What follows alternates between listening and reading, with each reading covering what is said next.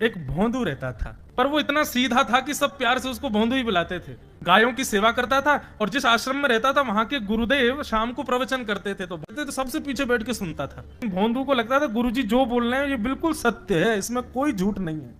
एक दिन गुरुजी प्रवचन करते हुए बोले, यमुना के पल्ली पार भांडीर वन में ठाकुर जी गैया चराने आए। भांडीर वन का नाम सुनते भोंदू कान खड़े हो गए।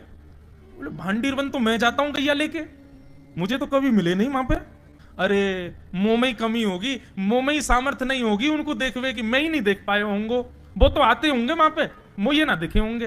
भोंदू ने पहली बार जिज्ञासा करी, गुरुदेव ठाकुर जी दिखते कैसे हैं? तो गुरुदेव भी हंस गया, अच्छा भोंदू पूछ रहा है, बैठ जाओ बताते हैं। मोर मुकुट पहनते हैं ठाकुर जी, और बोले दो कान हैं लेकिन कुंडल एक ही पहनते हैं। ठाकुर जी ऐसे पुष्प तोड़ के कान के ऊपर लगा लेते हैं, दोनों कानों में एक ही कुंडल को फेर फेर के पहनते। ठाकुर जी पीली पीतांबरी, ऐसी ठाकुर जी पीली पहनते हैं, पीली पीतांबरी। माला कैसी पहनते हैं? आती है। ठाकुर जी ऐसी पहनते हैं पूरी पैरों तक जाए। ये देखो गुरु जी कह रहे हैं तो निश्चित है भंडीर वन में आते हैं ठाकुर जी। भोंदू अपनी गैया लेकर के भंडीर वन पहुंच गया। गैया चर रही थी, अब भोंदू ढूंढ रहा है, कभी वृक्ष के नीचे जाके देखे, कभी कहीं देखे, कभी ढूंढे कहीं से चंदन की सुगंधी आ जाए। गुरुजी बता रहे थे उनमें से चंदन की सुगंधी आती है, क्या पता कन्हैया यहीं कहीं हो। इतने भाव से, इतने प्रेम से और इतने भोलेपन से ढूंढने लगा ठाकुर जी को, और ठाकुर जी नहीं मिलते ना तो अपने आप को ही कोसता, मुंह में योग्यता ना होगी, यही मारे ना मिल रहे, ठाकुर जी तो यही है। गुरु जी की बात गलत नहीं है, ठाकुर जी तो यही है। उसके उस सहज भाव पर, उसके उस सरल भोंदूपने पर ठाकुर जी रीझ गए। और इतने में ही भोंदू हताश निराश उदास बैठा था, खुद को कोस रहा था, मुंह में योग्यता ना है, मुंह ठाकुर जी मिलना है रहे। इतने में ही देखा सामने से असंख्य गायों का झुंड आ रहा है, और भोंदू ने जैसी उन गायों को देखा, ऐसी गाय कभी देखी नहीं, अलग गाय, सींग चमक रहे हैं, सींगों के ऊपर के भाग में सोने चांदी मढ़े हुए हैं, ऐसी ऐसी सुंदर सुंदर तंदुरुस्त गैया। तभी देख रहा है भोंदू, पीतांबरी पहनी है, गले में वैजंती माला धारण की है, सिर पर पाग पहनी है, एक कान में कुंडल है, मंद मंद मुस्कुरा करके दतुइयां दिखा रहे हैं, कटाक्ष नेत्रों से कभी इधर देख रहे हैं कभी उधर देख रहे हैं, अपनी वेणु को कमर में कस करके गैयाओं के गले में गलवैयां डाल करके श्याम सुंदर भोंदू की तरफ चलते भय आ रहे हैं। ये दृश्य देख करके हाथ पांव कांपने लगे भोंदू के।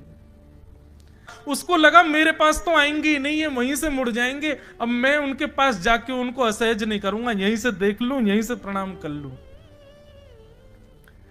लेकिन जैसे जैसे प्रणाम करके ऊपर देखता, ठाकुर जी और पास आ रहे हैं, और पास आ रहे हैं, और पास आ रहे हैं। जैसे ही ठाकुर जी आकर के बैठे, भोंदू के पास शब्द नहीं है, हाथ पैर कंपित हो रहे हैं, उसको सूझ ही नहीं रहा करूं क्या मैं, इनके लिए क्या बिछाऊं, कहां बैठाऊं। ठाकुर जी ने अपने आप ही भोंदू के गले में हाथ डाली, अरे तेरा नाम कहा है? जैसे ही ठाकुर जी ने नाम पूछा, भोंदू अपना ही नाम भूल गया, बोले मुझे याद ही नहीं मेरा नाम क्या है, पर प्रेम से सब लोग मुझे भोंदू बुलाते हैं। अब तो भोंदू नाम सुनते ही ठाकुर जी ताली दे दे के हंसने लगे, तेरा नाम भोंदू है? बोले हाँ मेरा नाम भोंदू है। और ठाकुर जी आपको अच्छा लगो? बोले हाँ बहुत अच्छा लगो। आपको नाम कहा है? ठाकुर जी बोले तुम वो ना जाने? बोले जानू तो ना हूं, लेकिन गुरु जी ने जैसा रूप बताया वैसो ही है आपको, तो आप कहीं नंद नंदन तो नहीं हो? ठाकुर जी बोले हाँ मैं नंद नंदन नहीं हूं, यशोदा जी को लाला, नंद जी को लाला। भोंदू बोलो जय हो भगवान, आज आपके दर्शन है गए। गुरु जी और सब बालकन को तो आप शायद रोज ही मिलते होंगे, लेकिन मैं ही अभागो, मुंह को आप आज ही मिले हो। ठाकुर जी बोले अब चल बात मत बनावे, जल्दी कछु खवा, मुंह को भूख लग रही है। भोंदू एक कपड़े में रोटी बांध के उसमें मिर्च और गुड़ रख करके लेके गया। 2 रोटी थी। भोंदू ने जैसे खोली, एक रोटी ठाकुर जी के सामने धर दी, एक अपने पास रख ली। बोले मैं भी तो खाऊंगा। ठाकुर जी ने बढ़िया रोटी ऐसे घुमाई और प्रेम से गुड़ खामे और रोटी पान लगे प्रेम थे, और ठाकुर जी तो चप चप करके नेक देर में पा गए। भोंदू तो भूल ही गयो, मुंह खानो भी, वो ठाकुर जी को ही देख रहा है। ठाकुर जी बोले और जोर की भूख लगी, ला अपनी रोटी दे दे। भोंदू बोलो मोह को भी भूख लगी है। बोले अच्छा चल आधी आधी खा ले, या मैं आधी तू खा ले आधी मैं खा लूं, दोनों खा लिए। कल ते नेक्स्ट से ज्यादा सी रोटी ले आइयो, भूख ज्यादा लगे, और सुन यही समय आइयो, मिलूंगा कल भी तोते। ठाकुर जी अपने मार्ग पर चले गए। भोंदू इतना प्रसन्न है, बोले आज मुझको ठाकुर जी मिल गए। गुरुदेव के प्रवचन का समय हो गया, भोंदू पीछे जाके बैठ गया, अपने गुरुदेव को प्रणाम करे, इनकी कृपा से ठाकुर जी मिले। उसने किसी को नहीं बताया, उसको लगा सबको ही मिलते हैं भगवान, मुझे ही मिले हैं बहुत दिन बाद। दूसरे दिन भोंदू खूब सारी सामग्री रसोई घर में इकट्ठा करके जाने लगा। किसी ने जाके गुरुदेव से कह दिया कि भोंदू बहुत सारी सामग्री ले जा रहा है। गुरुदेव ने जाके कही, भोंदू इतनी सामग्री ले जा रहा हो भैया, वो भंडारो करेगो का? नहीं गुरुजी भंडारो तो नहीं करूंगा, वो नंद नंदन नाम है, वो यशोदा नंदन मदन मोहन, वो अपनी गैया चरा के आए, कल भी आए, मेरी रोटी खा गए, मैं भूखो ही रहेगो कल। या हमारे ज्यादा सी ले जा रहा हूं, बेचारे बहुत भूखे आए कल, कि उनको पेट भर जाएगा, मैं भी पा लूंगा, या हमारे गुरुजी आज ज्यादा सामग्री ले जा रहा हूं। गुरुदेव ने मन में सोचा ये बात कोई और कहे तो अविश्वास किया जा सकता है, लेकिन भोंदू झूठ नहीं बोलता। भोंदू कभी झूठ नहीं बोलता, भोंदू की बात पर विश्वास करना ही पड़ेगा। गुरुदेव बोले सुन सुन, ठाकुर जी आए थे? बोले हाँ। अच्छा, उनका रूप कैसा था? जैसा रूप आपने बताया था ना गुरुजी, बिल्कुल वैसा, ऐसे कटाक्ष नेत्र, मोती जैसे दांत, ठाकुर जी की मुस्कान ऐसी, पाग ऐसी, कान ऐसे। गुरुदेव के तो नेत्र बंद हो गए, वे सब अनुभव करने लगे। लेकिन गुरुदेव बोले रूप कैसा भी बता दे, चरण यदि इसने बता दिए तो मैं मान जाऊंगा कि ठाकुर जी थे। अच्छा तूने चरण देखे? बोले हाँ गुरुजी मैंने चरण देखे। चरण कैसे थे? ठाकुर जी के चरण जब वो चल करके आगे बढ़ते हैं ना तो चिन्ह बन जाते हैं। कहीं ध्वजा बनी थी, कहीं शंख बना था, कहीं कुछ बना था, और उनके जो नखून है ना उनमें से ऐसा लगता है मानो जैसे कोमल का पराग हो, कमल का पराग हो। और चरणों का रंग कैसा, जैसे मानो जैसे गुरुदेव कमल होता है ना, कमल की आकृति, ऐसे ठाकुर जी के चरण। जब चरण का यथावत वर्णन भोंदू ने कर दिया, गुरुदेव समझ गए, बोले निश्चित ठाकुर जी आते। नहीं तो भोंदू कहां जाने, इतनी बुद्धि नहीं है उस पे कि वो इतना सब कुछ ढूंढ धाड़ के मुझे बताए। भोंदू एक काम करेगा? बोले हाँ। ठाकुर जी आएंगे तो तेरे सखा बन गए? बोले हाँ। तो उनको लेकर के आश्रम आ जा, यहां पे आ जा। भोंदू बोला कि इतने योग्य बालक हैं, लेकिन ठाकुर जी ने किसी से नहीं कही, मुझसे कही है। अगर मैंने ये काम नहीं किया तो मेरा जीवन व्यर्थ है। भोंदू को लगा ठाकुर जी सबसे ही मिलते हैं, गुरु जी किसी से भी कह के बुलवा लेते, मुझको काम दिया। भोंदू ने तो उसको अपने हृदय में ले लिया, अब ये काम मुझे करना है। बोले गुरु जी मैं वचन दे के जा रहा हूं, ठाकुर जी को मैं लेके आऊंगा। जा बेटा। भोंदू वन में चला गया। अब तो उसको मिलने की भी एक्साइटमेंट नहीं है और कोई उसके मन में भाव ही नहीं है, उसको ये है बस ठाकुर जी को मैं ले जाऊं। जाकर के बैठा, ठाकुर जी अपनी गैया चराते भये, ठाकुर जी आए, रूप देख करके फिर से भावुक हो गया भोंदू। ठाकुर जी आकर के बैठ गए, बोले चल जल्दी निकाल रोटी, भूख लगी है मुंह को। भोंदू सजाता जा रहा है थाली, ठाकुर जी को देता जा रहा है। बोले जय जय, एक प्रार्थना करूं? बोले करो। आप मेरे संग मेरे सखाओ ना आप? बोले हाँ तेरो सखाऊं तो मेरी बात मानोगे? बोले कहा आप मेरे संग आश्रम चलो गुरु जी के पास।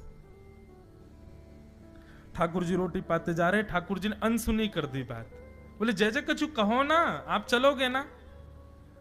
ठाकुर जी बोले हम तेरे सखा हैं, तेरे गुरु जी के सखा नहीं है। तू मोते मिल, तू मेरे संग खा, तू मेरे संग रहे, तू कछु कर, तो कुछ सब अधिकार है, लेकिन ये हम गुरु जी ते मिल बातें मिल ये सब हम नहीं करेंगे। हम बस तेरे सखाएं तो ही जाने और कोई ना जाने। ए जय जय ऐसे मत कहो ना, वे नहीं बताते तो मैं तो आपको देख ही नहीं पाता, मैं तो आपको जानता ही ना हूं। उनने ही तो मुझको बताई कि आप भांडीर बनाते हो, आपका रूप ऐसा है। उनने कृपा करके मुंह को आपसे मिलवाए हो, वही हमारी मित्रता के मूल आधार है, उनसे तो मिलवे चलो ना। ठाकुर जी बोले देख ज्यादा जिद मत करे, हमने तो उसे एक बार कह दी हम नहीं जाएंगे नहीं जाएंगे नहीं जाएंगे। ठाकुर जी रोटी पा रहे थे तो भोंदू ने हाथ से रोटी और छनाई बोली ये भी दो, ये भी गुरु जी की है, लाओ ये मिर्च गुड़ सब दो, ये सब गुरु जी को, ये भी मत खाओ। और सुनो, यदि हमारे गुरु जी से आपको प्रेम नहीं है तो हमको आपसे प्रेम नहीं है। कल ते अपनी गैयान को लेके कहीं और चरावे जाओ, होंगे तुम नंदनंदन अपने गांव के, मेरे गुरु जी के पास नहीं जाओगे। और सुनो, ये मुंह में जो रोटी रखी यू को उगल ले आओ, ये भी गुरु जी की रसोई में बनी है, हमारे गुरु जी से नहीं मिलेंगे। ठाकुर जी बोले अरे भोंदू ने रुक तो, नहीं नहीं नहीं अब तो मैं सुनूंगा ही नहीं, आपने ऐसे कैसे कह दी नहीं जाएंगे, 3 बार नहीं जाएंगे नहीं जाएंगे। और ये भांडीरवन मेरो है, मैं यहां गैया चरावे आऊं, कल से अगर तुम और तुम्हारी गैया दिख गई मुंह को तो तुम्हारी गैयान को लेके मैं चलो जाऊंगा आश्रम, फिर तुम्हारी मैया बाबा तुमको मारेंगे। ठाकुर जी बोले अरे भोंदू इतना नाराज? बोले यदि मुंह से मित्रता रखनी है तो मुंह को वचन देना पड़ेगा कि आप आश्रम चलोगे, और अगर आपने फिर से नहीं कही तो मैं जा रहा हूं वापस, और कभी आपको मुख नहीं देखूंगा, अपना मुख नहीं दिखाऊंगा। ठाकुर जी बोले इस मुख को देखने के लिए या संग के लिए लोग पता हो तो कितनी तपस्या करें। बोले जो तपस्या करें उनको मुबारक, तुम मुंह को ना चाहिए, मुंह ना मिलनो तुमते, मुंह कोई गरज ना पड़ रही तुमते, आज तक नहीं मिले कल ही तो मिले हो मोते, वो भी गुरुदेव की कृपा से मिले हो, जाओ मत मिलियो, मुझे ना चाहिए तुम। ठाकुर जी बोले मैं तो ना जाऊंगा, मैं तो तेरे पास ही रहूंगा। बोले तुम मत जाओ मैं जा रहा हूं। कि जाने लगा वापस। भोंदू, ठाकुर जी पुकार रहे हैं भोंदू को, मानो जैसे त्रिलोकी लेके जा रहा है वो ठाकुर जी की, जैसे मानो पूरा ऐश्वर्य ठाकुर जी का ले जा रहा हो। अरे भोंदू नेक रुक तो जा। भोंदू बोला अपना मुख भी नहीं दिखाऊंगा यदि आप नहीं चलोगे तो। भोंदू थोड़ी दूर गया, ठाकुर जी को लगी वापस आ जाएगा, थोड़ी और दूर गया, लगा अब आ जाएगा, लेकिन जब भोंदू दिखना बंद हो गया हमारे ठाकुर जी विचलित हो गए, दौड़े भोंदू की तरफ। ठाकुर जी दौड़ करके गए और जाकर के भोंदू के पित्ती पे चढ़ गए। बोले ले चल अपने गुरुदेव के पास, चलूंगा तू जहां कहेगो, लेकिन तो दूर नहीं जान दूंगा। और भोंदू ठाकुर जी को ऐसे ऊपर चढ़ा करके लेकर के आश्रम जा रहा है। गुरुदेव आकर के खड़े हो गए और मन में बस विचार कर रहे थे, हाथ पांव कांप रहे थे, बोले ठाकुर जी आएंगे कि नहीं। इतने में ही भोंदू आया और तभी देखा भोंदू के पिद्दी पर ठाकुर जी टंगे भय आ रहे हैं। आज गुरुदेव ने जाकर के पहले भोंदू को प्रणाम किया, बोले जय हो, धन्य है तू। इतनी तपस्या की, इतना भजन किया, घर परिवार त्याग दिया, वैराग्य त्याग सब हमारे जीवन में, तब भी ठाकुर जी नहीं मिले। लेकिन वारे भोंदू, तेरी सरलता, तेरी सहजता, तेरा ये निर्मल भाव कि ठाकुर जी तेरे अधीन होके यहां आश्रम तक चले आए।